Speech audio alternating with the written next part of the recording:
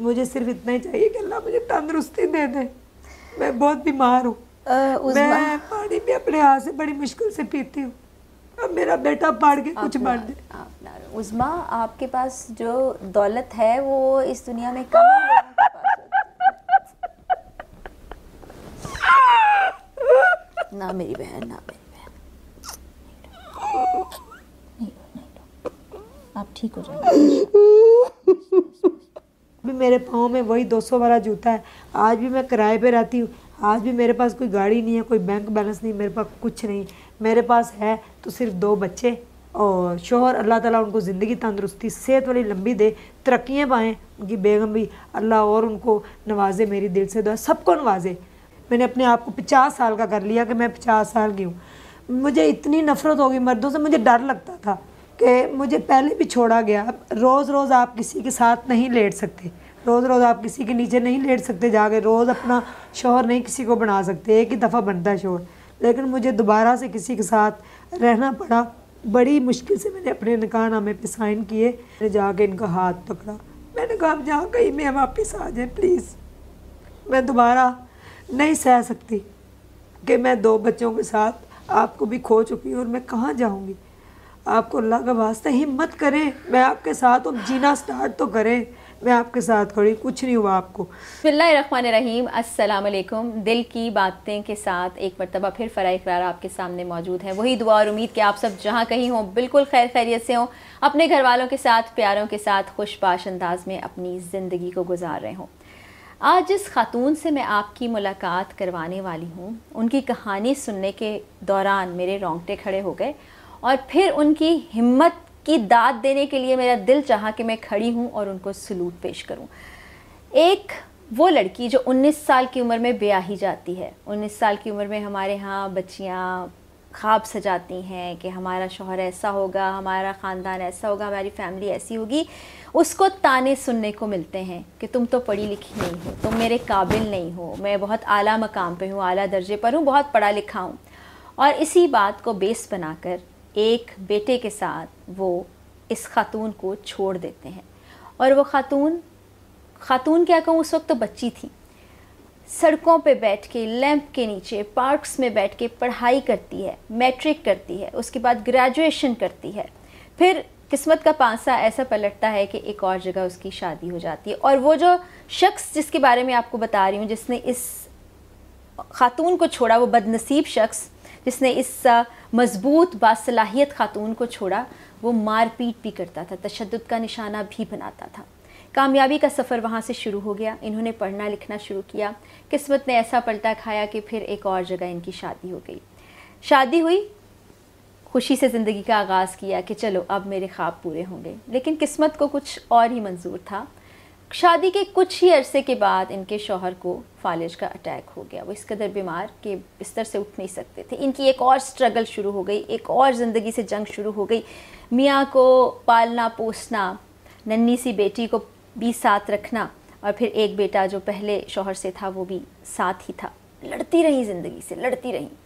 फिर एक वक्त ऐसा आया, ये ख़ुद भी बीमार हो गई। इन्होंने सोचा कि अब मैं, शौहर तो इस काबिल है, वो चाहता है कि उसकी औलाद नरीना हो, मैं शायद उसका साथ इसमें ना दे सकूं, तो मुझे अपने शौहर की शादी करवा देनी चाहिए। जी हाँ, बिल्कुल, जो ख़वातीन इस वक्त सुन रही हैं उन पर यह ख़बर शायद बिजली बनकर गिरे, शायद उनको बहुत बुरा लगे, शायद इससे इख्तलाफ भी हो, लेकिन शरई तौर पर उन्होंने ठीक जाना। अपने हाथों से दुल्हन सजाकर अपने शौहर की उसको घर लेकर आई और उन सबको सेटल किया।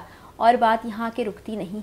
वो बच्ची जो सड़क किनारे पार्क्स में तने तनहा पढ़ाई किया करती थी और ज़िंदगी में उसको कुछ नहीं पता था क्या होने वाला है, आज वो हज़ारों लोगों के लिए शेल्टर बनाकर बैठी है।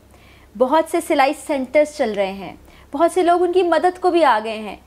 कभी इन्होंने सोचा नहीं था। और ये इतनी इंस्पायरिंग बात है कि मैं आपको बता नहीं सकती कि दिल में इस वक्त मैं कितनी खुशी महसूस कर रही हूँ। मुझे ना ये बातें करते हुए एक जोश सा महसूस हो रहा है, वलवला सा महसूस हो रहा है कि जब हम कहते हैं कि हम नहीं कर सकते, तो ये खातून उन तमाम लोगों के लिए मिसाल है जो कहते हैं हम नहीं कर सकते, हम कमज़ोर हैं। तो आइए आज के मेहमान से आपकी मुलाकात करवाते हैं। जी, तो मेरे आज के पॉडकास्ट की मेहमान शख्सियत हैं स्ट्रॉन्ग उज़्मा, जिनको सोशल मीडिया के ज़रिए से आप जानते ही हैं। आज यहाँ मौजूद हैं उज़्मा। क्या कहानी, कहाँ से शुरू हुई? 19 साल की वो बच्ची, क्या क्या देखा? सलूट पेश करती हूँ मैं आपको। थैंक यू सो मच आपका कि आपने मुझे इस काबिल समझा और अपने पॉडकास्ट में बुलाया, और आपके प्लेटफॉर्म से लोगों को ये मैसेज अगर पॉजिटिव जाएगा तो मुझे लगता है कि उनकी ज़िंदगी भी आसान हो जाएगी। 19 साल की एज में तो मैंने जो मुसीबतें देखनी थी वो देखनी थी। ये कहानी उससे पहले की है। ये कहानी शुरू हुई 15 साल की एज में। जब हम 15 से 16 के मैं दरमियान थी तो हमने अपना गांव छोड़ा। बड़ी मुसीबतों से, आपको पता है घर जो होते हैं वो परिंदों को भी प्यारे होते हैं, और अपना घर छोड़ना जो है ना बड़ा मुश्किल होता है। तो कुछ फैमिली क्राइसिस थे जिसकी वजह से गांव वाला घर छोड़ना पड़ा और लाहौर आए। और लाहौर की दुनिया एक अलग थी, नई थी मेरे लिए। मुझे कुछ पता नहीं था कि ये दुनिया कैसी है। बहुत कम मैं पढ़ी लिखी थी, थोड़ा बहुत कभी गए थे स्कूल, और मुझे नहीं पता था कि कैसी है दुनिया। तो यहाँ पे आके अब्बू के एक दोस्त ने एक फैक्ट्री में लगवा दिया। तो वहाँ पे मैं धागे काटा करती थी गारमेंट्स के। तो मुझे वो धागे भी नहीं काटने आते थे सही तरीके से। आज भी वो मेरी उंगलियों पे कटिंग के, वो कट के निशान बाकी हैं। निशान हम देख सकते हैं। निशान आज भी बाकी हैं। धागे कट लगने, फिर जाने के धागे जी, फिर जाने वो कटते नहीं थे, मेरे उंगलियों पे फिर जाते थे। तो मैंने पहले दिन जो है ना 6 रुपये कमाए थे, और 8 रुपये किराया था, और 2 रुपये वैन का किराया था। तो मेरे अब्बू और मैं जाते थे, 4 रुपये जाने का किराया और 4 आने का किराया लगता था। तो इस तरह से फिर मैंने कहा कि नहीं, हम पैदल जाया करेंगे। लोगों को ये स्टोरी पता है, लोग सुन चुके हैं। हमने फिर ये डिसाइड किया कि हम घर से पैदल फैक्ट्री जाएंगे और पैदल आएंगे। तो हम अपने 8 रुपये बचाने के लिए 2 घंटे सुबह पैदल चलते थे और 2 घंटे शाम को। सुबह 6 बजे हम घर से चलते थे, 8 बजे फैक्ट्री, फिर शाम को 5 बजे छुट्टी होती थी तो 7 बजे घर पहुँचते थे। तो मुझे ये था कि मुझे कुछ करना है, मुझे कुछ करना है। तो यही करते करते बस एक छोटा सा हमने घर बनाया, बहुत छोटा सा, तकरीबन 1.5 मरले का। और इसी दौरान आपको पता है जब बच्ची बड़ी होती है तो सबसे पहले वालिदैन उसकी शादी का सोचते हैं। तो 18 और 19 के मैं दरमियान थी जब मेरी शादी कर दी गई, और जिनसे मेरी शादी हुई वो मुझसे 20 साल बड़े थे। बस रिश्ता हो गया, मुझे उनसे मोहब्बत भी बड़ी हो गई, और मैंने दिल ही दिल में ये दुआ मांगी कि कोई ऐसा शख्स मेरी ज़िंदगी में आए जो मेरे वालिदैन से जहेज़ का तकाजा ना करे। तो खैर शादी हो गई, और उसके बाद वो पढ़े लिखे थे, MA English, MA economics, LLB, और मैं इतना पढ़ी लिखी नहीं थी। बस मैंने एक दिन कहा भी कि मैंने ना मैट्रिक करना है। तो वो ना इस बात पे हंस भी पड़े, मेरा बड़ा मजाक भी उड़ाया, और मुझे हर वक्त यही ताने कि कौन कमबख्त तुम्हारे साथ रहना चाहता है, तुम्हारी शक्ल नहीं अच्छी, तुम ये हो। और मुझे नहीं सज़ा उसने दी इस बात की सज़ा मेरे पूरे ख़ानदान को मिली। उन्होंने वो जो 1.5 मरले का घर मेरे अम्मी अब्बू ने बड़ी मुसीबतों से हमने बनाया था, 8-8 रुपये जमा करके, कमेटियाँ डाल के, वो घर उसने सेल आउट किया। मेरी वालदा का जेवर, मेरा जेवर जो थोड़ा बहुत था वो सेल आउट किया, और करके तो वो हमें बिना बताए शादी के ठीक 2 साल बाद चले गए। और उनमें से मेरा एक बेटा था। जब वो गए तो बेटा 1 साल 2 माह का था, और चले गए हमें छोड़ के सड़क के ऊपर।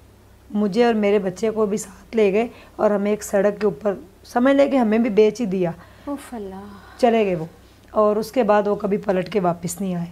तो मेरी ज़िंदगी तो बर्बाद होनी थी। जो भी जैसे भी मुझे डाइवोर्स दे देते, मुझे मारना पीटना जो भी था वो एक साइड पे था, मार पीट भी करते। लेकिन मेरे घर वाले थे उनको ना वो इस तरह उनके साथ नहीं होना चाहिए। तो मुझे लगता है कि कहीं ना कहीं इसमें मेरी भी गलती है कि वो मेरे शोहर थे। हालांकि मुझे तो शादी करके वो बाद में मिले थे, पहले तो मुझे नहीं पता था वो कौन है।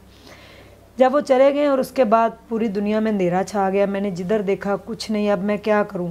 एक मेरे छोटे छोटे बहन भाई 3, मेरी अम्मी अब्बू, हमारे पास घर नहीं है, वो हमें छोड़ के चले गए। और अब यकीन मानिए कि वो जो 3 रातें हमने निकाली थी, एक रात हमने निकाली थी स्कीम मोड़ के पास, एक छोटा सा फुआरा चौक बना हुआ था पार्क, उसके अंदर, और एक चबुर्जी पार्क के अंदर रात गुजारी थी। सर्दियाँ बहुत थी। तो फिर मैंने अगले दिन कहा नहीं, हम ना गोजरा चलते हैं, जहाँ उसके मेरे ससुराल वाले थे, उसकी फुफ्फो वगैरह वहाँ थी, चाचू उसके। तो उन्होंने पहचानने से इनकार कर दिया था। 2000 रुपये में दिए थे किराया, और कहा था कि सुबह 4 बजे ट्रेन चलेगी तो आप वापस चले जाइएगा। फिर हम वापस आ गए। फिर ये वापस आए, आके इन्होंने अब्बू से माफ़ी मांगी कि मैं आप लोगों का गुनहगार हूँ, मैंने घर बेच दिया, मुझे इतनी सी मोहलत दें कि मैं आप लोगों का घर बना के दे दूँ, तो मैं फिर जहाँ भी कहोगे मैं चले जाऊँगा। तो ये वापस आ गए। मेरे अब्बू बड़े नरम दिल के हैं, दरवेश आदमी, उन्होंने इनको माफ़ कर दिया। ये वापस आ गए और फिर ठीक ये 1 साल बाद दोबारा में छोड़ के गए। फिर जब गए हैं तो जो जमा पूंजी थोड़ी सी थी वो, और लोगों से पैसे लेके तो मेरे भाई के चेक दे के किस तरह का इंसान था जिसके साथ आपने ज़िंदगी के ये साल गुजारे, और जाते जाते भी वो जिसको कहते हैं ना सही मानों में इनको सड़क पे छोड़ के चला गया। जी।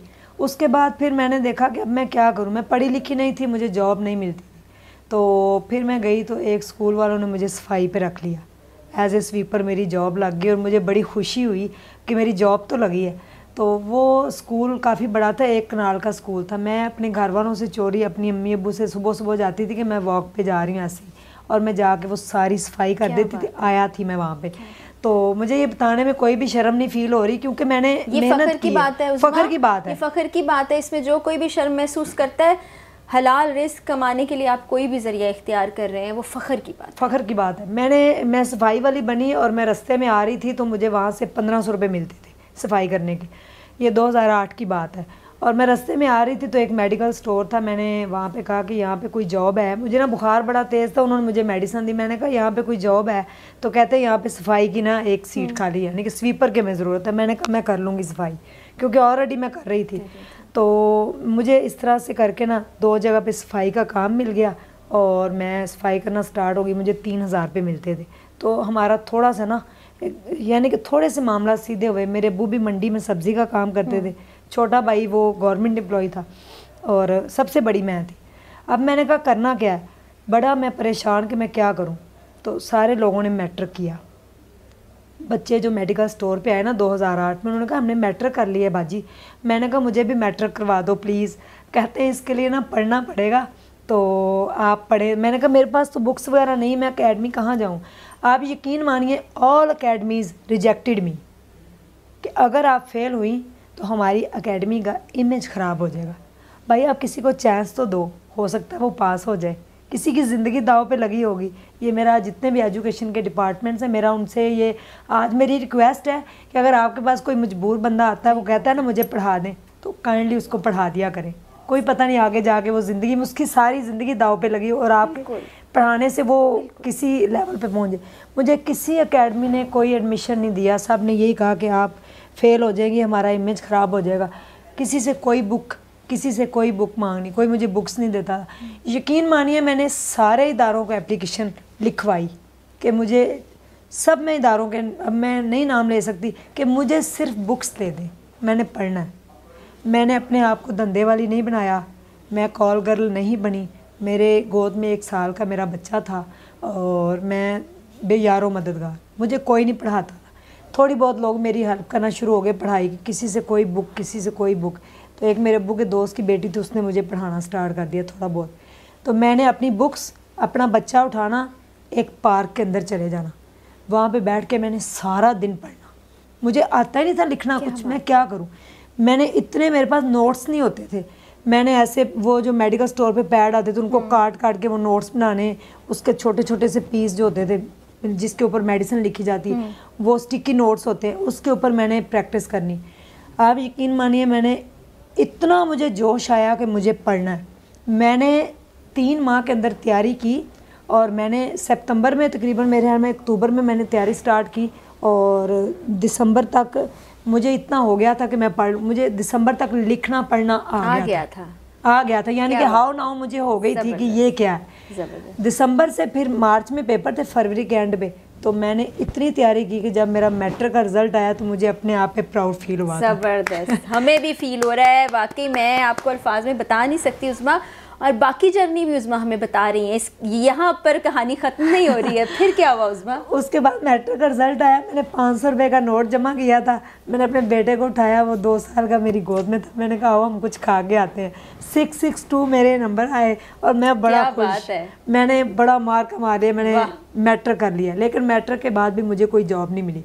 लेकिन मेडिकल स्टोर पे मुझे काम वो सफाई करते करते इतना एक्सपीरियंस हो गया था कि वहाँ पे फिर उन्होंने मुझे ना मेडिसिन के नाम बताने शुरू कर दिए। तो मुझे इंग्लिश आनी स्टार्ट होगी ना, मैंने इंग्लिश सीखना शुरू कर दिया। फिर मैंने इंटर किया, पार्क में बैठ के किया, उसी पार्क में। क्या बात है। उसी पार्क में मुझे पढ़ना आ गया। मैंने कहा अब कोई मसला नहीं। आप यकीन मानिए, मेरे जिस पार्क में बैठ के पढ़ती थी, चारों तरफ बड़े बड़े बंगले, कोठियाँ। यकीन मानिए आज तक मुझे किसी ने एक पानी की बोतल नहीं दी। ये भी नहीं देखा कि इतनी तपती धूप है, गर्मी है, एक बच्चे के साथ एक औरत बैठी होती है, सुबह से शाम तक इधर ही होती है। मैं सफाई करके सीधा उधर ही आ जाती थी। उस वक्त आप बहुत कम उम्र थी। जी जी, 20-21 साल। मैं वही 20-21 साल में थी। तो किसी ने कभी मुझे पूछने की कोशिश ही नहीं की कि ये इधर क्यों बैठी है। तो मैंने अपने बच्चे के साथ सारा दिन बैठ के पढ़ना, घर वालों से डरना, घर वाले के प्रेशर है कि मुझे कह रहे हैं शादी करें, पढ़ने नहीं देना, जो भी। मैंने सारा दिन बैठ के पढ़ना और इसी तरह से मैंने फिर इतना मुझे आ गया मेडिकल स्टोर पे काम कि मुझे एक हॉस्पिटल के अंदर जॉब मिल गई। यानी कि मेरी तरक्की हो गई। सफाई से मैं एक डिस्पेंसरी के अंदर जॉब पे लग गई। मुझे ECG आ गई, मुझे अल्ट्रासाउंड करना आ गया। डॉक्टरों ने मेरे साथ बड़ा कोऑपरेट किया। मुझे मेडिसिन के नाम आ गए, बेरनूला पास करना, इंजेक्शन लगाना, ड्रिप्स लगाना, सब मैंने सीख लिया। तो फिर मैंने इंटर किया। इंटर में मेरे बड़े अच्छे मार्क्स आ गए। उसके बाद फिर मैंने कहा कि अब मैं क्या करूँ। फिर मुझे किसी ने कहा कि आप BCom कर लें।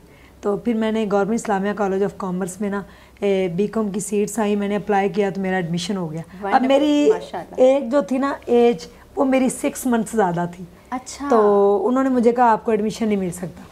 तो मैं फिर ना, मैंने कहा कैसे मिलेगा। तो सर नज़र फ्री साहब है, मैं आज भी उनका शुक्रिया अदा करती हूँ। उन्होंने कहा आप PU में जाएं और उनको जाके कहें कि आपको ना एज रिलैक्सेशन का सर्टिफिकेट दे दे। अच्छा। जब आप स्ट्रगल कर रहे होते हैं, जब आपकी इंटेंशन अच्छी होती ना, तो अल्लाह ताला आपके लिए रास्ते खोल देता है। कितनी खूबसूरत बात कही। और मैं कहूँगी कि दोबारा कहें ताकि वो लोग जो एक्सक्यूजेस पेश करते हैं उनको एक्सक्यूज़ ना मिले आज के बाद। मैं कहती हूँ कि आप जब आप सही रास्ते पे चलते हैं ना, मेरे सामने 2 रास्ते थे, या मैं कॉल गर्ल बन जाऊं या मैं सीधे रास्ते पे चलूं। सीधे रास्ते के ऊपर आज जो मैं आप लोगों के सामने बैठी हुई हूँ, नज़र आ रही हूँ, इसके पीछे अगर आप मुड़ के देखें तो आपको एक तूफान नज़र आएगा। वो बयान करते हुए मेरे रोंगटे आज खड़े हो जाते हैं। अपना दर्द बताना इतना आसान नहीं होता। तो मैंने जब गई PU में जाके, मैंने वहाँ पे ऑफिस में कहा, मैंने कहा सर मैं पढ़ना चाहती हूँ, मेरा एक बच्चा है, मेरे हस्बैंड ने मुझे छोड़ दिया है, अगर मैं BCom कर दूँगी तो आपका एज रिलैक्सेशन का सर्टिफिकेट जो है ना, वो आपका कुछ नहीं जाएगा एक साइन करने से। आप यकीन मानिए उनकी आंखों में आंसू आ गए। उन्होंने कहा आज अगर यहाँ पे 5 साल की भी एज रिलैक्सेशन देनी पड़ती तो मैं आपको दे देता। ये ले बेटा आप जाएँ जाके पढ़े। मेरा एडमिशन हो गया, मैंने BCom किया। BCom पार्ट 2 में थी। तो आपको पता है हमारी सोसाइटी, हमारे रिलेटिव्स सब जो है ना, ये एक प्रेशर होता है आपको। नोबडी सपोर्ट, मुझे किसी ने सपोर्ट नहीं किया। मुझे सोसाइटी का प्रेशर था, मुझे रिलेटिव का प्रेशर था, मुझे मेरे घर वालों का प्रेशर था कि शादी करें, इसकी शादी करें। तो मैं शादी नहीं करना चाहती थी। मेरे साथ मेरा बच्चा था, मैं अपने बच्चे को कुछ बनाना चाहती थी, पढ़ा के खुद भी पढ़ना चाहती थी। लेकिन मेरी दोबारा से मेरा निकाह किया गया BCom पार्ट 2 में। जब मैं पार्ट 2 में आई तो मेरा दोबारा निकाह हुआ और जिनसे हुआ वो मुझसे 8 साल छोटे हैं। अच्छा जी। ये भी एक कहानी में एक और ट्विस्ट है कि जिनसे शादी हुई, पहले एक शख्स से शादी वो 20 साल बड़ा था और अभी 8 साल छोटा। अब मेरे से 8 साल मुझसे छोटे। तो वो रज़ामंद हो गए, अनमैरिड। अच्छा। मैं भी, उन्होंने मेरे पे तरस खाया था। अच्छा। और मैं नहीं चाहती थी मेरे पे कोई तरस खाए, बट मेरे पे तरस खाया गया। उन्होंने कहा जी शादी करते हैं आपसे। मेरा हाथ थामा, मेरे से निकाह किया और मैट्रिक, इंटर, BCom पार्ट 1 ये सारा पार्कों में गुजर गया। और पार्क से उठ के फिर मैं कमरे में आ गई और मैंने उनसे पहले दिन ही कहा कि मुझे पढ़ना है। मैंने बड़ी मुश्किल से ये अचीवमेंट्स की हैं, अपनी हासिल की हैं, प्लीज़ आप मुझे पढ़ने दें। कहते ठीक है आप पढ़ें। तो मुझे ना थोड़ा हाथ तो मेरे काम पे अपने निकाह नामे पे साइन करते हुए कि मैं दोबारा से अपनी ज़िंदगी फिर लिख रही हूँ किसी के नाम। मेरा एतबार नहीं रहा था, इवन कि मुझे अपने अबू पे भी एतबार नहीं रहा था। मुझे लगता था सारे मर्द एक जैसे हैं। तो मैं डर गई थी मर्दों से। मैंने अपने आप को बुढ़ापे का खौल चढ़ाया। मैंने अपने आप को 50 साल की औरत बनाया। मैंने अपने आप को अबाया पहना दिया। मैंने अपना हशर नशर कर दिया। मैं एक 19 साल की 20 साल की लड़की, मैं 50 साल की औरत बन गई। मैंने अपने आप को 50 साल का कर लिया कि मैं 50 साल की हूँ। मुझे इतनी नफ़रत हो गई मर्दों से, मुझे डर लगता था कि मुझे पहले भी छोड़ा गया। अब रोज़ रोज़ आप किसी के साथ नहीं लेट सकते। रोज़ रोज़ आप किसी के नीचे नहीं लेट सकते जाके, रोज़ अपना शौहर नहीं किसी को बना सकते, एक ही दफ़ा बनता है शौहर। लेकिन मुझे दोबारा से किसी के साथ रहना पड़ा, बड़ी मुश्किल से मैंने अपने निकाहनामे पे साइन किए और सिर्फ इसी उम्मीद में कि शायद अब मेरी ज़िंदगी जो आगे वो जाके आसान होगी। लेकिन आप प्लानिंग करते रहें जितनी मर्ज़ी, अल्लाह की प्लानिंग कुछ और होती हैं। तो अच्छे हैं मेरे हस्बैंड, अल्लाह उनको ज़िंदगी दे, और वो बड़े खुश थे मेरे साथ, हम दोनों हंसी खुशी ज़िंदगी गुजार रहे थे। मैंने बीकॉम पार्ट 2 अपना कंप्लीट किया और उसके बाद मैंने कहा फ़िज़िकल रिलेशन उनके साथ कायम हुए। उतनी देर तक उन्होंने मुझे कुछ नहीं कहा, कहते हैं ठीक है आप पेपर अपने दे लें। फिर मैंने कहा ठीक है, अगर आप मेरे साथ रह सकते हैं तो मैं आपकी बीवी बनने को सही तैयार हूँ। तो अल्लाह ने मुझे उम्मीद दिला दी, मैं माँ बनने वाली होगी। अल्लाह ने मुझे बेटी से नवाजा, मेरे घर रहमत आई। लेकिन जिस दिन मेरी बेटी पैदा हुई मैं उस दिन बहुत रोई थी। मैं सिर्फ उसके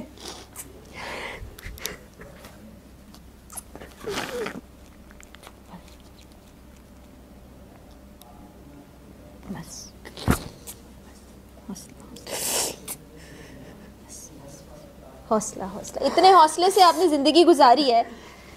ज़ाहिर है इंसान को अपने दुख तकलीफ़ें चीज़ें याद आती हैं और दुख बताना बहुत मुश्किल होता है। सह तो आप लेते हैं, उसको कहने का अच्छा जी, रहमत आई आपके घर। मैं बड़ा रोई उसके नसीबों की वजह से। मैं डर गई, मैंने कहा नहीं, मुझे बेटा ही चाहिए था। तो अल्लाह ने मुझे रहमत दी। वो 6 माह की हुई, मैंने अपनी स्टडी को कंटिन्यू किया। मैंने MBA में एडमिशन लिया, माशाल्लाह। मैंने कहा मुझे MBA करना है इंशाल्लाह, और मैंने एडमिशन ले लिया। तो मैं बड़ा खुश थी। मेरी 20 अक्टूबर को बर्थडे होती है, उस दिन मेरी पहली क्लास थी। अच्छा। और मैं बड़ा खुश घर आके मैंने बताया कि वहाँ पे बड़ा माहौल है इस तरह का, लड़कियां लड़के इकट्ठे पढ़ते हैं और बड़ी इंग्लिश बोलते हैं। मुझे तो इतनी नहीं आती, मैं कैसे पढ़ूंगी, लेकिन मुझे पढ़ना है, मुझे फ़ीस नहीं देनी, मुझे अपना CGPA का कोई चक्कर है उसको मेंटेन करना है, सब हो जाएगा। मैं अपने हस्बैंड को इस तरह बता रही थी। तो वो मेरे लिए परफ्यूम गिफ्ट लेके आए। अच्छा। कहते हैं आपकी बर्थडे आज। मैंने कहा जी। इतनी देर थी तो कहते मेरे सर में दर्द हो रही है। मैंने कहा क्या हुआ आपको? कहते हैं पता नहीं यहाँ पे मुझे दर्द हो रही है। मैंने फटाफट उनको पैनाडोल पकड़ी और दूध मेरे हाथ में था। इतना एक्सपीरियंस था मेडिकल स्टोर पे डॉक्टरों के साथ रहते हुए। तो वो उनसे गोली जो थी ना वो खाई नहीं गई टैबलेट, और वो बोला ही नहीं जा रहा। अच्छा। मेरे नीचे किराएदार थे मेरे पास, मैंने उनसे कहा, मैंने कहा भैया आप ना देखें इनको क्या हुआ है। वो फौरी तौर पे उनको हॉस्पिटल ले गए। हॉस्पिटल जाते जाते उन्होंने डॉक्टरों से कहा कि मेरा BP हाई हो गया, आप प्लीज़ चेक करें। तो डॉक्टरों ने BP नहीं चेक किया ना उसका, कह रहे इसने पता नहीं कोई चीज़ खा रही, यही करते करते ना उनको वो चेयर से नीचे गिर गए, वॉमिटिंग स्टार्ट हो गई और उन्होंने रेफ़र टू जिना हॉस्पिटल कर दिया। जब तक मुझे फ़ोन आया मैं पहुंची, बच्ची 6 माह की मैंने लपेट के अपने गले लगाई और बेटा मेरा सोया हुआ था। मैंने नीचे वालों से कहा कि आप ना बच्चे का ख्याल रखिएगा। जब मैं पहुंची तो उस वक्त तक उनको पैरालाइज हेमरेज हो चुका था और वो चले गए हॉस्पिटल ले गए। वहाँ पे जाके उनको पैरालाइज हो गया, हेमरेज हो गया और उनकी जो काइटरी थी वो फटी तो नहीं बट इंजर हो गई और वो कोमा में चले गए। तो जिस मेडिकल स्टोर पे मैं सफाई करती थी, इनके साथ ही शादी के बाद हम दोनों ने मिलके, वो ओनर ने खाली कर दिया, उनकी कोई पार्टनरशिप ख़त्म हुई, हम दोनों ने 500 रुपया उधार किसी से लेके उसको स्टार्ट किया। अच्छा। एक मेडिसन का डिब्बा हम लेके आए, उसको हमने सेल आउट किया, हमें 13 रुपये बचे। तो इस तरह करते करते मैंने इनका बड़ा साथ दिया, हम दोनों ने मिलकर मेडिकल स्टोर स्टार्ट किया और वो मेरा मेडिकल स्टोर और मेरा MBA, मेरी फ़र्स्ट क्लास, मेरी फ़र्स्ट जर्नी, मेरी 6 माह की बच्ची, मेरा 7 साल का बेटा और मेरे हस्बैंड कोमा में, और डॉक्टर ने कहा ही इज़ डेड, आप इसको ले जाए। मेरी ज़िंदगी वो तो जो मुझे छोड़ के गया था वो तो थी, मेरी ज़िंदगी वापस 20 साल चली गई। सब कुछ ऊपर नीचे हो गया, दुनिया हिल गई, दुनिया धर्म भरम हो गई, सब कुछ ऐसे, यानी कि होता है ना वो जिग-जैग भी नहीं होता, ये तो बस ऐसे हुआ कि आप दोबारा से, मैं पता नहीं कहाँ से कहाँ पहुँच गया, मैं करूँ क्या। फिर मैंने बैठ के क्या सोचना था, मुझे कुछ समझ नहीं आई मैं क्या करूँ। मैंने, मेरे अब्बू को पता चला, सबको पता चल गया जो भी है। हॉस्पिटल गए तो मेरा सामना नहीं हो रहा था कि मैं उसके सामने कैसे जाऊँ। मैंने देखा तो उसको ऑक्सीजन वगैरह इन्होंने लगाई हुई थी, मुझे देख के तो वो एकदम आपे से बाहर हो गए और उन्होंने अपनी टांग बाजू उठाने की कोशिश की, नहीं हिली, और मुझे कुछ कहने की कोशिश की। अच्छा। और उसके बाद वो कोमा में चले गए। आईसीयू में शिफ्ट कर दिया गया। अब मैं क्या करूं? एमबीए करूं, मेडिकल स्टोर देखूं, बच्ची को फीड कराना है, बच्चा भी घर पे भूखा है, हस्बैंड हॉस्पिटल में, मैं जाऊँ कहाँ? मैं सुबह फरा मैडम आप देखें कि सुबह मैं, लोग कहते हैं ना औरतें जितनी भी ये प्रोग्राम सुन रही है, चाहे 1000 औरत सुन रही है या 500 या 100 या एक भी सुन रही है, ये सुनने के बाद उसके अंदर इतनी हिम्मत ज़रूर आएगी कि ज़िंदगी में मुश्किलात आती हैं, मुश्किलें ज़रूर होती हैं, नामुमकिन कुछ भी नहीं होता। मैं सुबह 4 बजे उठती थी और नमाज कुरान अपना करने के बाद फटाफट घर का सारा काम करने के बाद अपनी 6 माह की बच्ची का फीडर 2-3 बना के दे के, अपने बेटे को रोटी बना के दोपहर की भी रख के, उसको 7 साल का बच्चा क्या होता है, और अपनी बच्ची उसको दे के, तो मैंने कहा मुझे यूनिवर्सिटी जाना, मुझे पढ़ना है, मुझे पढ़ना, मुझे अपनी ज़िंदगी नहीं रोकनी, क्योंकि जो मेरी किस्मत में हुआ वो तो होगा, लेकिन मुझे अब ये हिम्मत का वक्त है। तो मैं सुबह 6:15 6:30 अपने घर से निकल जाती थी। सर्दियों में 6:30 बजे फजर की जमात होती है, अंधेरा गुप होता है। मैं 6:15 6:30 घर से निकलती थी, चिंग रिक्शा पकड़ के ठोकर जाती थी, वहाँ से एक और चिंग रिक्शा पकड़ के शादेवाल चौक, शादेवाल चौक से आधा घंटा 40 मिनट पैदल यूनिवर्सिटी में पहुँचती थी। मुझे 1.5 से पौने 2 घंटे लगते थे मुझे अपनी यूनिवर्सिटी जाने में, क्योंकि मेरे पास किराया नहीं होता था, सिर्फ मेरे पास वही 50 रुपये होते थे जिसमें मैंने आना जाना होता था। 50 से 60 रुपये मेरे पास होते थे, और मेरे पास खाने के लिए यूनिवर्सिटी में पैसे नहीं होते थे। मैं अपना सूखी वो रोटी और साथ अचार एक कोने में बैठ के खा लेती। कई दफ़ा मेरा मजाक भी उड़ाया जाता था, और मैं क्लास लेती थी, किसी को नहीं पता होता था। वापस मेरी क्लास कभी 3:30 ख़त्म होती थी, कभी 2 स्लॉट इकट्ठी आती थी, कभी 5 बजे ख़त्म होती थी, कभी 3:30। तो मैं वैसे ही 1.5 घंटे में वापस पहुंचती थी घर, आके अपनी बच्ची को वही टेंशन वाला फीड करवा के दूध वापस अपने बच्चे को पकड़ा देती थी। सिर्फ 15 मिनट घर रुकती थी, ये लो पकड़ो, और मैं जाके मेडिकल स्टोर खोलती थी। शाम 6 बजे से रात 1:30 बजे तक वाह मैं मेडिकल स्टोर पे होती थी। 1:30 बजे छुट्टी करके दुनिया सारी सो जाती थी, मैं घर आती थी, मेरी बच्ची कभी बेचारी नीचे गिरी होती थी बेड से, कभी कैसे रो रही होती थी, बच्चा सोया होता था पास, मैं आके उसको पकड़ती थी, संभालती थी, और फिर उसको फीड करवा के, और फिर मैं एक दिन मैंने अपनी बच्ची के हाथ उठाए, मैंने कहा आप दुआ करो पापा ठीक हो जाए। मुन्ने से भी कहा, मैंने कहा पापा ठीक हो जाओगे, डॉक्टरों ने कहा नहीं उनकी तबीयत ठीक, वो नहीं बच सकते, आप दुआ करो। मैंने अपनी बच्ची के हाथ उठाए, उसके बाद वही रूटीन मेरी रही। अल्हम्दुलिल्लाह 21 दिन गुजरने के बाद वो कोमे से बाहर आ गए। मैं गई उनके पास, डॉक्टर से मैंने रिक्वेस्ट की मुझे एक दफ़ा तो मिलवा दें, 21 दिन हो गए मैंने उनको नहीं देखा, मुझे एक दफ़ा देखना है उनको। डॉक्टर ने कहा जी आपको मिलवा देते हैं आप। मैंने कहा प्लीज़ मैं आपके आगे हाथ जोड़ती हूँ, मुझे एक दफ़ा मिलने तो दें, शायद वो मेरी बात सुने, वो कोमे से बाहर आ जाए, शायद आपकी मेहरबानी प्लीज़। कहते हैं हम आपको रिस्क पे जाने दे रहे हैं अंदर, ये आपकी ज़िम्मेदारी है कि उसको कुछ हुआ तो। मैंने कहा कुछ नहीं होगा इंशाल्लाह। उन्होंने मुझे अंदर भेजा, मैं गई तो नालियाँ डली हुई थी बिल्कुल, सारे उधर मरीज़ कोमा में थे। मैंने जाके इनका हाथ पकड़ा, मैंने कहा आप जहाँ कहीं मैं वापस आ जाए प्लीज़, मैं दोबारा नहीं सह सकती कि मैं 2 बच्चों के साथ आपको भी खो चुकी हूँ और मैं कहाँ जाऊँगी। आपको अल्लाह का वास्ता हिम्मत करें, मैं आपके साथ हूँ, जीना स्टार्ट तो करें, मैं आपके साथ खड़ी, कुछ नहीं हुआ आपको। मैंने इतनी गिलियाज़ारी की, अल्लाह ने पता नहीं कबूलियत का वक्त था, 10 मुहर्रम का दिन था, और इसने आंखें खोल ली। क्या बात है। और मैंने इनसे कहा मुझे जानते हैं मैं कौन हूँ, मैं उस्मा। तो इन्होंने ऐसे आंखों से इशारा किया। मैंने कहा इनको तो होश आ गया, डॉक्टर साहब प्लीज़ जल्दी आएँ। डॉक्टर भागे, कहते ये तो एक मौजज़ा हो गया, आपने क्या पढ़ा। मैंने कहा मैंने कुछ नहीं कहा, मैंने यही कहा कि या अल्लाह बस ये जहाँ कहीं मैं वापस आ जाए। उसने आंखें खोली, झटके लगने शुरू हो गए। उन्होंने कहा वो रिश्ता इसके करीब मत है जो इसके क्लोज ज़्यादा है। कि मैंने कहा मैं इसकी बीवी हूँ। उसने कहा आपने आज के बाद इनके पास नहीं आना वरना इनको डबल हेमरेज हो जाएगा, ये मर भी सकते हैं। इतने उनको झटके लगे वो वापस से कोमा में चले गए। लेकिन अगले दिन फिर उनको ना होश आ गया, फिर जनरल हॉस्पिटल में शिफ्ट किया गया, फिर उनका एक टेस्ट किया गया, फिर वो टेस्ट हुआ वो ब्लड जो यहाँ पे पड़ा हुआ था 21 दिन से वो कहाँ गया, वहाँ पे साइंस भी ख़त्म हो गई। क्या बात है। उस दिन 2 लोगों की जान बची थी जनरल हॉस्पिटल में। एक लड़के की बैटरी डाली थी दिमाग में और दिल में, उसके ऊपर 25 लाख रुपए खर्च हुए थे, 22 साल उसकी एज थी, वो बचा था और एक जबार की जान बची थी। DSA का जब टेस्ट हुआ तो इतना बड़ा कमरा था, जब ये कार्टरी फाड़ के उन्होंने यहाँ से बैटरी उसके दिमाग में भेजी तो उसकी चीखें दुनिया ने सुनी होगी। और उस डॉक्टरों ने अपनी बुक में लिखा है कि जो ब्लड 21 दिन पहले यहाँ पे पड़ा हुआ था वो कहाँ गया, we don't know. He is very lucky. ये मौजज़ा हुआ, ये मौजज़ा हुआ कि कोमे में गया इंसान वापस आ गया, बाहर आ गया। खैर वापस आ गए, वो घर ले आए। 1.5 साल वो बेड पे रहे और 3 माह बाद मेरे से मुलाकात वापस हुई। उनको मेरे ससुराल में चले गए थे। 3 माह के बाद उनका मैसेज आया मेरे मोबाइल पे, उज़मा। वो मैसेज मुझे आज भी याद है।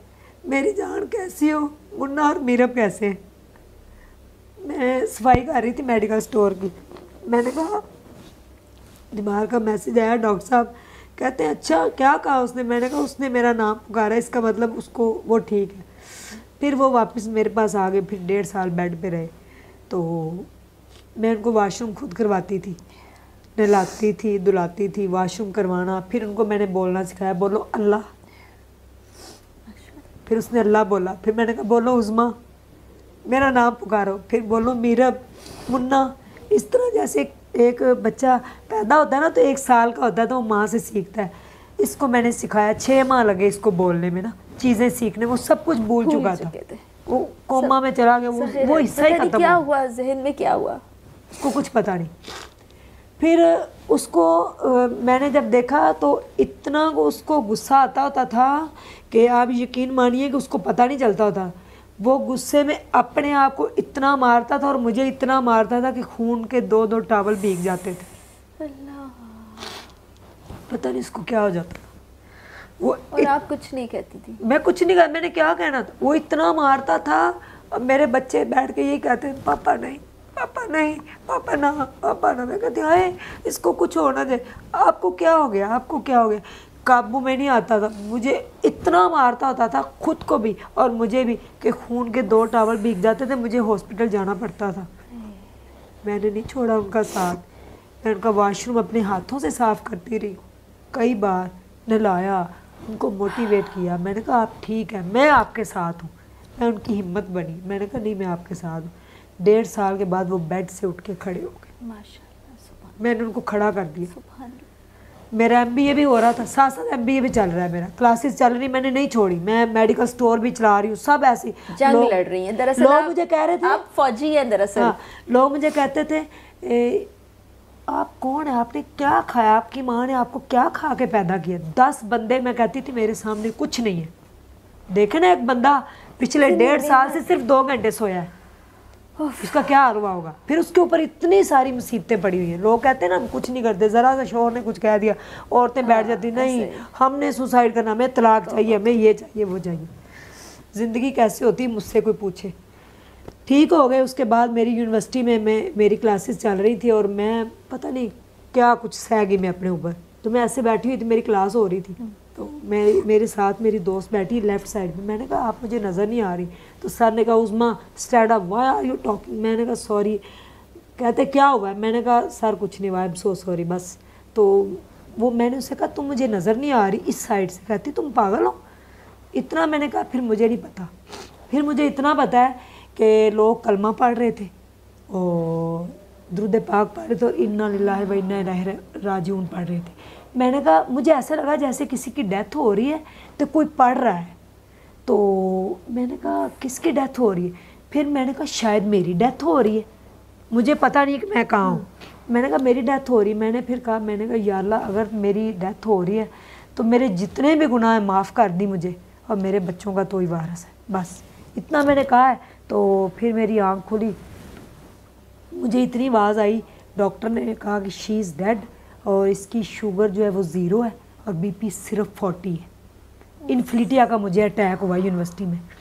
मुझे ये आवाज़ आई मेरे, यानी कि मेरे दिमाग काम कर रहा था, बाकी मैं बोल नहीं सकती थी, जिस्म काम नहीं कर रहा था। तो मुझे एम्बुलेंस में डाला गया है और एम्बुलेंस वालों से एक गलती हुई, जब उन्होंने बीपी चेक किया रेस्क्यू वालों ने, तो उनको 240 नज़र आया, जबकि वो सिर्फ 40 था। जब अल्लाह ने जान बचानी होती बड़े मौजे होते हैं। अच्छा, उन्होंने कहा जी एनजीसेड की टैबलेट इसकी ज़बान के नीचे रखें, अगर वो रख देते। एक मिनट यहीं से एनजीसेड, हाँ, उन्होंने कहा कि एनजीसेड इसकी ज़बान के नीचे रखते हैं, मेरा अब ज़हन काम कर रहा है। तो ड्राइवर ने कहा कि हमारे पास नहीं है, किसी मेडिकल स्टोर से लेनी पड़ेगी। तो आगे से एक बंदे ने कहा जितनी देर हम मेडिकल स्टोर पे रुकेंगे इसको हॉस्पिटल पहुंचाते हैं। एक ये भी वजह हुई जान बचने की, उनके पास उस दिन एनजीसेड थी नहीं, वरना अगर वो तो रख दे उन्होंने रख देनी थी, मेरी डेथ हो जानी थी, क्योंकि बीपी पहले ही नहीं था। 3 घंटे बाद मुझे हॉस्पिटल में होश आया, मैंने देखा सारे स्टूडेंट्स, मेरे टीचर्स, मेरी अम्मी अब्बू सब खड़े हुए। मैंने कहा मुझे क्या हुआ है, तो मैंने बोलने की कोशिश की, बोला नहीं गया। खैर मुझे फिर बेड रेस्ट दिया गया यूनिवर्सिटी की तरफ से, मैंने नहीं लिया। मैंने कहा नहीं मुझे पढ़ना है, कुछ नहीं हुआ मुझे। इस हाल में भी पढ़ना? मेरे एमबीए की डिग्री में 3.5 साल डिग्री में मेरी 2 छुट्टियाँ हैं। एक दिन मेरी बहन की बारात थी दोपहर की, और एक दिन वो जो मैं बीमार हुई थी, बस इसके अलावा मैंने छुट्टी नहीं की। तो कितनी बार हमें ये अपना गर्विदा बनाएंगे, कितनी बार कहना पड़ेगा कि बहुत हिम्मत वाली हैं ये, मैंने बहुत कम ऐसी औरतें ज़िंदगी में देखी। फिर मैंने एमबीए मेरा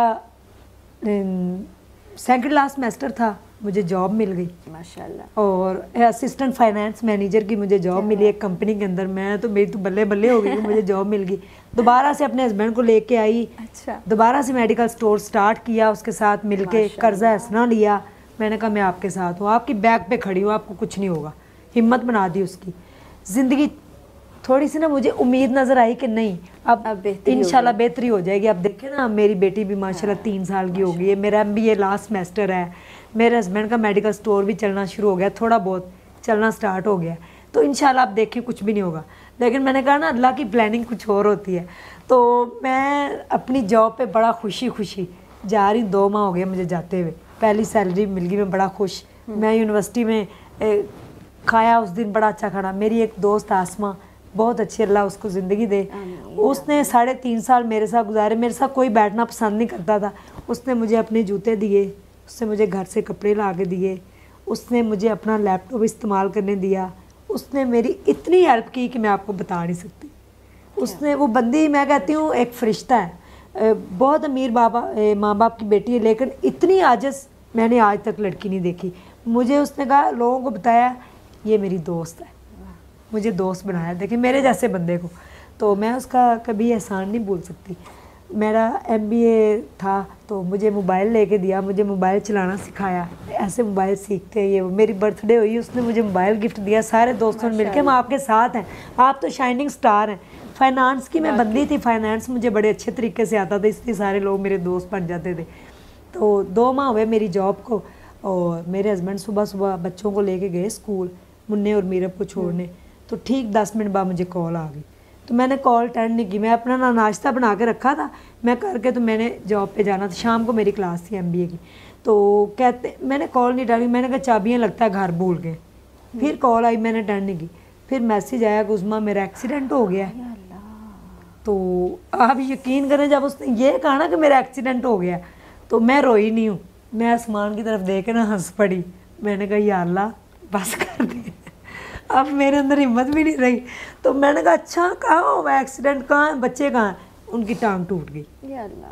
तो बच्चे मेरे कहाँ गिरे हैं, वो कहाँ गिरा, मैं भागे गई, वहाँ नहीं मिला। जना हॉस्पिटल पहुँच गई पीछे। मैंने कहा तुम ना चैन लेना, अब मुझे लेने देना, टांग तड़वा के बैठ गए। खैर मैंने अपना एमबीए जो था वो तो मेरा लास्ट सेमेस्टर था, मैंने उसी वक्त जॉब से रिज़ाइन किया। मैंने कहा भाई जॉब तो मुझे फिर मिल जाएगी, और अगर मेरा मेडिकल स्टोर अब गया तो फिर नहीं आएगा। फिर मेरी रूटीन सुबह 5 से रात 1:30, सुबह 5 से रात 1:30, 8 महीने। क्या आयरन लेडी हैं आप। मैंने कहा नहीं अभी कुछ नहीं हुआ इंशाल्लाह। 8 महीने के बाद दोबारा उसको अपनी टांग पे खड़ा किया, उसको रेस्ट दिया, मेडिकल स्टोर खुद संभाला। तो मैंने कहा फिर जिस दिन मुझे आर्थराइटिस डायग्नोज होता है ना, मैं बेड पे खड़ी हुई ऐसे, तो मैं गिर गई, वज़न ही आया। मैंने कहा ये क्या हुआ है, तो दर्दें इतनी, हॉस्पिटल गए तो उन्होंने ना मेरा टेस्ट किया, कहते हैं जी आपको रूमेटॉइड आर्थराइटिस हो गया। मैंने कहा वो क्या होता है, आर फैक्टर पॉजिटिव आ गया। यकीन मानिए जब मैंने देखा ना कि मैं वॉशरूम नहीं जा सकती, नहा नहीं सकती और मैं पानी नहीं अपने हाथ से पी सकती, तो मैंने कहा बस मेरी ज़िंदगी ख़त्म हो गई। मैं तो नहीं किसी के ऊपर डिपेंड करती, मेरा बच्चा मुझे नहला रहा है कपड़ों समेत, मेरे कपड़े कौन चेंज कराए। मैंने फिर फैसला किया कि मैंने अपने आप को ख़त्म कर देना। फिर मैंने स्विच बोर्ड के अंदर हाथ डाल दिया। ये स्कूल से आ रहे थे, चीखे मारते, मामा क्या हो गया आपको। फ़ौरन हमारे नेबर भी आ गए, उस्मा आप इतनी हिम्मत वाली हैं, आप इतनी स्ट्रॉन्ग हैं, क्या हो गया आपको, आप होश के नाखून लें, आप खुदकुशी करने जा रही, बच्चों का कौन। मैंने कहा आंटी मेरे से पानी नहीं पिया जाता अपने हाथ से, मैं वाशरूम नहीं कर सकती, मैं क्या करूँ, खड़े होकर वाशरूम करना पड़ता है, मैं कहाँ जाऊँ। खैर मेरे बेटे ने मुझे हिम्मत दी, कहते मामा एक ना यूट्यूब मैं आपको चैनल बना के देता हूँ। मैंने कहा वो क्या होता है, आई डोंट नो यूट्यूब क्या है, मेरी बला से, तो मैं आपको एक चैनल बना के देता हूँ, उससे इनकम आती है। मैंने कहा वो कैसे। कहते आप लोगों को बताएं दिस डैट का डिफरेंस, कि मैं वो उज़्मा थी, आज मैं ये उज़्मा हूँ, लोगों को पता चलना चाहिए। ये मेरे बच्चे का विजन था। क्या बात। तो 14.5 साल उसकी उम्र, आप 16.5 साल का हो। कह रहा मामा, तकरीबन 14 साल का था, कहता मामा आप ना अपनी ना लोगों को एक कहानी बताएं, उससे ना पैसे आते हैं, इनकम आती, वो पैसे आप औरतों के ऊपर खर्च कीजिएगा। क्या बात है। तो कोई आपके लिए दुआ करेगी और आप तंदुरुस्त हो जाएंगे। वाह वाह, ये क्या सोच है उस बच्चे की कि उन पैसों से आप किसी की खिदमत करें, खुद ना कमाए। तो जाहिर है उज़्मा का बेटा आखिर उज़्मा की तरह ही सोचेगा। फिर तो वो 5 रुपए की सलांटी को भी तरसा है। और एक दफ़ा का जिक्र है कि वाकई बताऊँगी, मेरी बहन थी घर, तो बाहर पापड़ बेचने वाले आते हैं। जी जी। तो वो करारे पापड़ जो होते हैं महलों में आते हैं, बिल्कुल आते थे। तो वो आए, तो उसके बाद 5 रुपए नहीं थे, मेरे बच्चे को पापड़ ले दे। मेरा बेटा उस दिन बड़ा रोया, इतना रोया, गली के अंदर लेटता रहा, क्रॉलिंग करता रहा। क्या तो मेरी बहन कहती है कि मेरे पास 5 रुपए नहीं थे कि मैं इसको पापड़ दे दूँ। और मैं सारा दिन उसको पार्क में बिठा के सामने एक 5 रुपए की सलांटी बड़ी मुश्किल से मैं दे देती थी और वो खाता रहता था। क्या उससे बनता, दूध भी नहीं था, मेरा दूध भी ख़त्म हो गया, सब कुछ। चैनल बन गया, लोगों को मैंने बताया कि मैं ये हूँ, लोग मेरी स्टोरी सुनना शुरू हो गए। बाद में एक कमेंट के ऊपर किसी ने औरत को बुरा कहा, मैंने उसका रिप्लाई दिया, उस पर बड़े लाइक्स आए, ये वो। तो मेरा एक इंटरव्यू हो गया। इंटरव्यू मेरा हो, मुझे इंटरव्यू लिया गया, जी आपकी क्या कहानी। मैंने कहा कुछ भी नहीं, कहानी तो सिंपल ही है बस। वो मुझे नहीं पता था इतनी वायरल हो जाएगी या इतनी ये लोगों को इंस्पायर कर जाएगी। तो शाह साहब के ऊपर लगी वो कहानी। उसके बाद यासर शामी भाई ने मेरा इंटरव्यू लिया, फ़ारूक भाई ने। तो आप यकीन मानिए कि वो जो आधे घंटे की या 17 मिनट की मेरी स्टोरी थी ना, उसमें मेरी ज़िंदगी के यानी कि 1 साल को 1 मिनट में एक्सप्लेन किया गया है। तो मेरी ज़िंदगी के जो 20 साल है ना, उसको आधे घंटे में एक्सप्लेन किया गया, बताया गया कि मैं ये और ये थी। और वो वायरल हो गई। उसके बाद वो चैनल की इनकम आई और फिर करोड़ों रुपए मैंने कमाए, कमा के तो फिर मैंने मेरे बेटे का जो मेरा विजन था वो मैंने फिर पूरा किया। अपना घर है 1.5 मरले का मेरे पास, 2 मरले का, 1 मरला मेरे हस्बैंड के नाम पे मेरे। वो फिर घर मैंने 1 मरला डोनेट किया, वहाँ पे 5 मशीनें लगाई, मशीनें लाए हम सिलाई। तो मैंने लड़कियों को अब आके सिलाई सीखे। उसके बाद फिर मैं बीमार हो गई, सर्वाइव नहीं कर सकती थी, आर्थराइटिस मेरा पीक पॉइंट पे पहुंच गया। फिर मेरे हस्बैंड मुझसे छोटे हैं, यंग है। मैंने कहा देखें, हर मर्द की ख्वाहिश होती है उसका बेटा हो, ये हमारे माशरे का अलमिया है, ठीक है। तो आप चाहे चाह रहे या नहीं चाह रहे, जो भी, तो आप शादी कर लें। मैंने नहीं करनी है वो, जो भी। मैंने कहा नहीं, पता के बाद है, कहीं ना कहीं आपके दिल में कभी ना कभी ज़िंदगी में खलश ज़रूर रहेगी। लोग भी आपको कहेंगे तेरा भी पुत्र होंदा है, मेरा बेटा, आप उसको बेटा मानते हो, सब कुछ है, लेकिन नहीं, जो अपना खून होता है ना, उस सियाने सच ही कहते हैं अपना होता है। तो आप शादी कर लें। फिर उसकी कज़न है, चाचू की बेटी है, 1.5 साल पहले उसके अपने जा रिश्ता मांगा, इंगेजमेंट करवाई, फिर बारात खुशी खुशी लेके गई। एक्सपोज नहीं मैंने करना था, मुझे कोई शौक़ नहीं एक्सपोज करने के अपने मियाँ की दूसरी शादी, ये वो। लोगों ने कहा लोगों की तो बड़ी शादियाँ दिखाती हो, अपने मियाँ की शादी छुपा रही हो। तो मैंने कहा अगर ये छुप के की ना, तो कल को हो सकता है कोई कह दे कि इसने तो अपने हस्बैंड की शादी कराई, पता नहीं इसमें क्या राज है, क्या मामला है। फिर मुझे वो मजबूरन एक्सपोज करना पड़ी। मैं फिर उसकी बारात लेके गई, फिर उसका वलीमा किया, दुल्हन उसकी खुद घर लेके आई, खुद उसके कमरे में उसको छोड़ के आई, हस्बैंड को वहाँ पे छोड़ के आई खुशी खुशी और वापस आ गई। और आगे फिर मैंने अपने कमरे का दरवाज़ा बंद किया तो मुझे चारों तरफ अंधेरा ही नज़र आया। और अंधेरे में मेरे 2 बच्चे वो चमक रहे थे दोनों, एक फूल मेरा चमेली का और एक गुलाब का, वो चमक रहे थे और बाकी कमरे में अंधेरा था। तो उस दिन से फिर मैंने अपने दिल को फिर यूं से यूं किया, मैंने कहा नहीं, उसके ऊपर फिर मैंने ऐसे बंद कर दिया उसको हमेशा हमेशा के लिए। मैंने कहा ये खुश रहें, आबाद रहें, हंसते रहें, मुस्कुराते रहें। अल्लाह ने फिर उनको बेटा भी दे दिया। माशाल्लाह जी माशाल्लाह, बहुत मुबारक हो। आप भी तो अम्मा है ना उस बच्चे की। जी और वो सोसाइटी, मैं एक बात कहना चाहूँगी, वो सोसाइटी जहाँ पर हक रखते हुए या बाज़ औक़ात वसाइल रखते हुए भी कोई शख्स शादी कर ले तो उसकी जो बेगम है पहली, या सोसाइटी जीने नहीं देती, बुरा भला कहती, वहाँ आपने ये बहुत बड़ा कारनामा सर अंजाम दिया। आप जानती नहीं है आप कौन है, आपको अंदाज़ा ही नहीं है कि आप मतलब ये इंसान इतना बाहिम्मत हो सकता है। मेरे लिए बहुत इंस्पिरेशन है। तो शादी मैंने कर दी। अब लोगों ने मुझे बुरा भला भी कहा, आपने मर्दों को गलत पैगाम। देखे भाई, शरीयत है, हमारा इस्लाम है, हमने यहाँ सारी ज़िंदगी नहीं रहना, हमने चले जाना है, ठीक है। चंद दिन के लिए हम मेहमान हैं यहाँ पे, फिर हमने एंड पे चले जाना है। तो क्या मुंह दिखाऊंगी मैं वहाँ पे? अब मैं कहती नहीं, मैं बीमार हूँ, सर्वाइव कर नहीं सकती, उसका क्या कसूर है? उसने जब मेरा हाथ थामा था तो मैं एक बच्चे की माँ थी, वो अनमैरिड था। बड़ी बात, बहुत बड़ी बात। ये उसका एहसान उतारने के लिए मैंने अपनी कुर्बानी दे दी। मैंने अपने ख्वाहिशात, अपनी दिल की सारी चीज़ें, अपने आप को मार दिया। मैंने 50 साल की, आज मैं 40 साल की हो गई, मैंने अपने आप को 70 साल की औरत बना, मैंने अपनी कुर्बानी दे दी। ये थी मेरी कहानी। आज नहीं 6 सिलाई स्कूल है। ये कहानी नहीं है, अगली कहानी तो बताएं। शेल्टर होम का इफ्तिताह किया इन्होंने, मैंने वो वीडियो लगानी, मेरे पास फुटेज नहीं पहुंची उज़मा। जी मैं गई थी वहाँ पर, वो लोग जिनको उनके घर वालों ने बाहर घर से निकाल दिया, और बच्चियाँ जो काम नहीं कर सकती, उनके लिए इन्होंने बहुत कुछ किया। वो भी बताएं, खुद तो जो सहा सो सहा। मैंने 6 सिलाई स्कूल बना दिए, 5 मशीनों से सिलाई स्कूल स्टार्ट हुआ, आज 70 मशीनों पे पहुंच गए। डिफरेंट, एक पत्तों की में सिलाई स्कूल है, एक शेखुपुरा में है। वहाँ पे 2 कॉल गर्ल आई किसी रेफरेंस से, धंधा करती थी, उनको सिलाई सिखाई, उनके घर का 6 माह का रेंट दिया। और मैंने कहा मत ये काम करें। वो कहती हैं बाजी, वो जो रोज़ हम जहन्नम जैसी ज़िंदगी गुजारती थी, मैंने कहा आप कितनी स्ट्रॉन्ग है, किसी के सामने कपड़े उतार देती हैं अपने, आप जैसी तो कोई स्ट्रॉन्ग हो ही नहीं सकती। तो उनको सिलाई सिखाई, सिखा के उनको घर भेजा, 6 माह का खुद सारा खर्चा उठाया। आज वो अपने घर में बैठ के इज्जत से अपने बच्चों को रोज़ी खिला रही।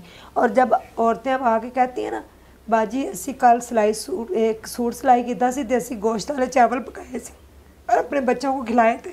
अब यकीन मानिए मेरे अंदर एक सर्द लहर दौड़ जाती है कि वो औरतें जो बेचारी धंधे वाली थी, वो जो काम वाली मासियाँ थीं, आज वो फ़ख्र से बताती हैं कि हम 70 से 80 हज़ार रुपये महीना कमा रहे हैं।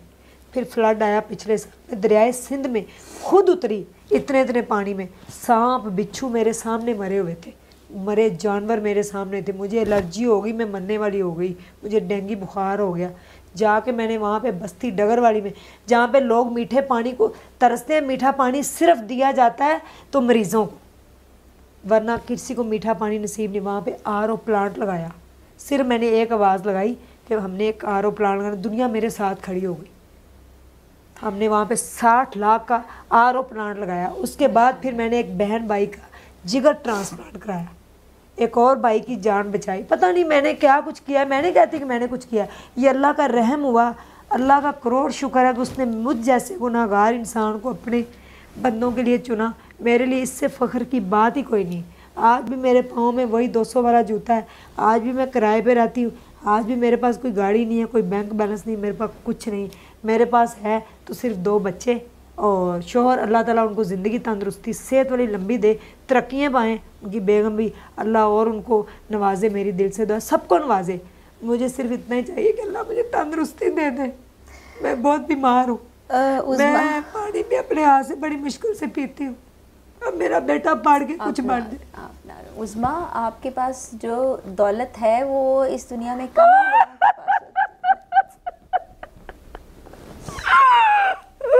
है। ना मेरी बहन, ना मेरी बहन, आप ठीक हो जाएंगे। ना रोए ना रोए ना रोए, बस मेरी बहन बस। उज़्मा नहीं, बस हिम्मत हिम्मत हिम्मत। नहीं रोए। मैं आपको बताऊं कि उज़्मा के पास जो दौलत है वो किसी के पास नहीं। बहुत बाहिम्मत है, बहुत एहसास करने वाली हैं।